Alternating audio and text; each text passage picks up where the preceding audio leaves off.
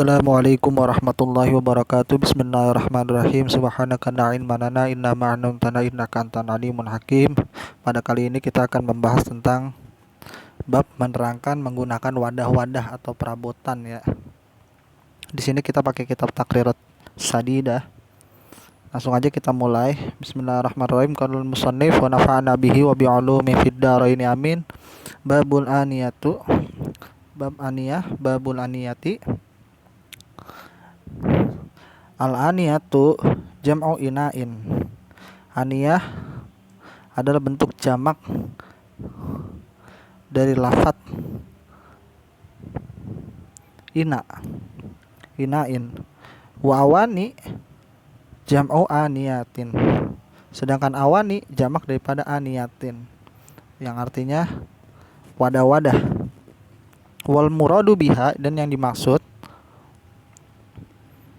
daripada aniyah situ kullu ma ya'khudhu firagan minal hawa'i wa in sagura, itu adalah segala sesuatu yang menempati ruang kosong meskipun sangat kecil. Aw ma yanqulu, atau suatu perkara yanqulu yang dapat dipindahkan. Ay syai'in min maudi ila maudil akhar, yaitu dari satu tempat ke tempat yang lain.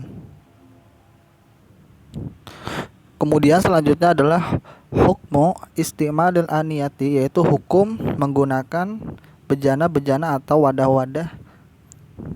Yajuzu isti'malu jamil awani, diperbolehkan menggunakan seluruh wadah-wadah atau perabotan-perabotan, illa aniyataz zahabi, kecuali perabotan yang terbuat dari emas,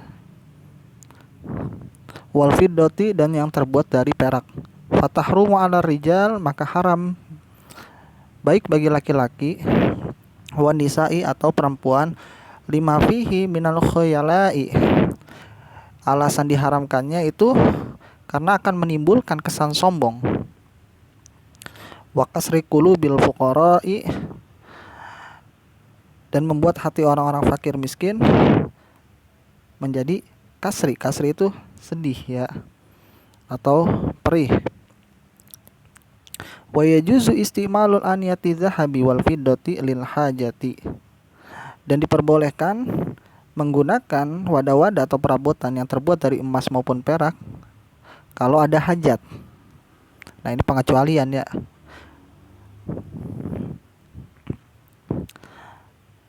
Kamir wadin lijalil basar, seperti kita gunakan itu untuk bercelak.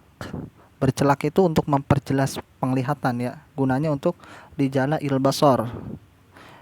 Walid darurati kasyurbi, seperti kalau dalam keadaan darurat itu juga diperbolehkan menggunakan wadah dari emas maupun perak kalau ada darurat. Kasyurbi idza lam yajid ghayruhuma, kita pakai buat minum ketika tidak ditemukan alat yang lainnya. Kalau nggak ada perabotan yang lain atau wadah-wadah yang lain selain kita menggunakan itu, ya kita nggak apa-apa pakai itu. Tapi ini dalam rangka darurat. Wa yahrumu ittikhazuhuma min ghairi istimali, dan haram menyimpan perabotan yang terbuat dari emas dan perak ya, yang dimana tuh tidak digunakan.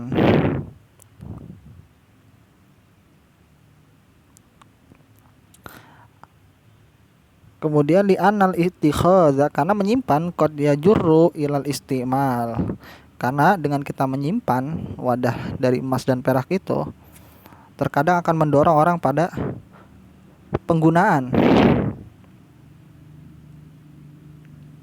Kemudian wal ahjarul karimatu wal jawahurun nafsiyatu, kemudian menggunakan perabotan-perabotan yang terbuat dari logam mulia ya, ahjarul karimah dari logam mulia, dan bahan-bahan yang indah, kabil lauri wal yakut, seperti yakut, kristal ya itu, wal yakut wazabar jadi wal masih la yahrumu istimaluha. Kalau kita menggunakan wadah yang terbuat dari yakut, walaupun dia indah atau kristal atau permata dan intan, la yahrumu istimaluha, tidak haram menggunakannya. Di sini asalkan kita tidak menggunakan wadah yang terbuat dari emas maupun perak.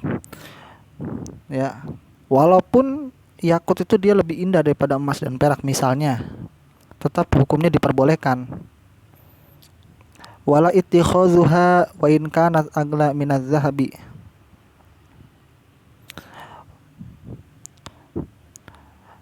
Dan kristal yakut atau kristal permata dan intan itu hukumnya tidak haram digunakan atau disimpan meskipun harganya lebih mahal daripada emas. Wa in kana agla minaz zahabi, walaupun harganya lebih mahal daripada emas. Ya, jadi ini tentang hukum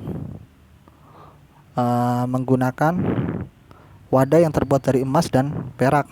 Ya, tadi yang diperbolehkan itu kalau misalnya itu diperbolehkan hanya ketika digunakan untuk celak, untuk memperjelas penglihatan, atau untuk perkara yang darurat. Misal kita nggak ada wadah sama sekali, yang ada cuma gelas emas doang, maka diperbolehkan dengan catatan yaitu dalam keadaan darurat.